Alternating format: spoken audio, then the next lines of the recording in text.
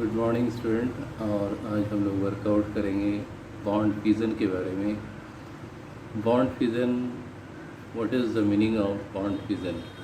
Breaking a bond of reactant molecule said to be as bond fusion.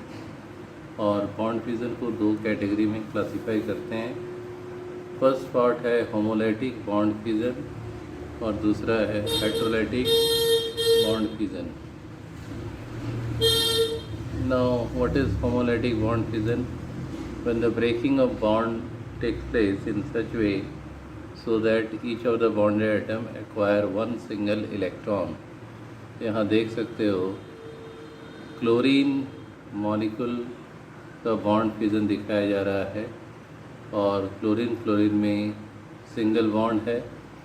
एक bond में दो electron, तो एक एक इलेक्ट्रॉन क्लोरीन एटम एक्वायर कर ले रहा है और अलग हो रहा है under the influence of energy. It may be thermal और light energy and causing the formation of highly reactive species which are known as free radicals. तो क्लोरीन के ऊपर में जो डॉट दिया हुआ है वो रिप्रेजेंट कर रहा है एक सिंगल इलेक्ट्रॉन को और ये बन रहा है फ्री रेडिकल। दूसरे एग्जाम्पल में देखेंगे,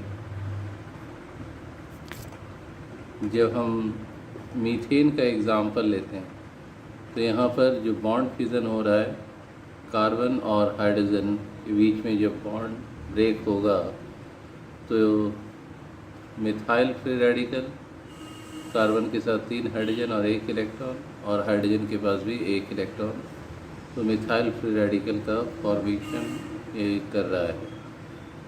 तो होमोलैटिक बॉन्ड फ्यूज़न में बॉन्डेड एटम सेम भी हो सकते हैं, डिफरेंट भी हो सकते हैं, लेकिन जो बॉन्ड ब्रेकिंग के बाद दोनों के पास एक एक इलेक्ट्रॉन आ जाता है, ऐसे बॉन्ड फ्यूज़न को हम लोग होमोलैटिक बॉन्ड फ्यूज़न कहते हैं।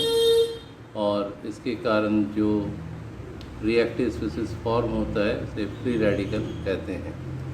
तो हमेशा याद रखना है कि फ्री रेडिकल का फॉर्मेशन होमोलैटिक बॉन्ड फ्यूज़न के कारण होता है। दूसरी तरफ हेटेरोलाइटिक बॉन्ड फ्यूज़न अगर हम देखें, स्क्रीन में ऊपर में देख सकते हो, हेट्रो का मतलब होता है अनइक्वल। तो ऐसा बॉन्ड फ्यूज़न तभी होता है जब बॉन्डेड एटम का इलेक्ट्रोनेगेटिविटी डिफरेंट होता है।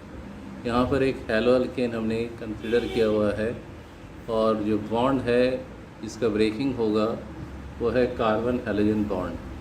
हैलोजन क्या है? ज़्यादा इलेक्ट्रोनेगेटिव। तो शेयर्ड इलेक्ट्रॉन को देख रहे हो, एरो नोटेशन से दिखाया गया है। एरो किसके पास है? एरो का हेड किसके पास है? हैलोजन के पास। तो हेटेरोलाइटिक बॉन्ड फ्यूज़न हो रहा है थर्मल एनर्जी अप्लाई करने पर। तो X पर आ गया माइनस चार्ज और कार्बन का जो चार्ज है वो प्लस चार्ज है। तो अगर कार्बन पर पॉजिटिव चार्ज आता है तो इसे कार्बोकेटायन कहा जाता है। और अगर ऐसा हो कि कार्बन का इलेक्ट्रोनेगेटिविटी बॉन्डेड एटम से ज़्यादा हो तो कार्बन इलेक्ट्रॉन को अपनी तरफ अट्रैक्ट करेगा और इस समय कार्बन पर नेगेटिव चार्ज बन सकता है, तो कार्बन आयन फॉर्म होगा। तो इस तरीके से हेटेरोलाइटिक बॉन्ड फ्यूज़न से चार्ज आयन का फॉर्मेशन होता है, कार्बोकेटायन और कार्बन आयन।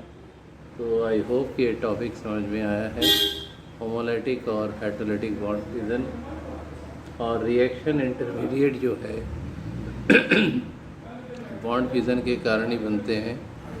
6 रिएक्शन इंटरमीडिएट हम लोग जानते हैं और ये 6 रिएक्शन इंटरमीडिएट क्या क्या है? फ्री रेडिकल 6 रिएक्शन इंटरमीडिएट देख सकते हो। Free radical, carbocation, carbon ion और इस तरफ कार्बीन, नाइट्रीन और बेंजाइन।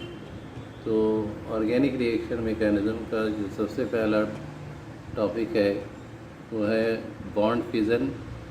और बॉन्ड फ्यूज़न के कारण जो स्पीसीज का फॉर्मेशन होता है उसे हम क्या बोलते हैं? Reaction intermediate. These are very short lived species and high reactivity.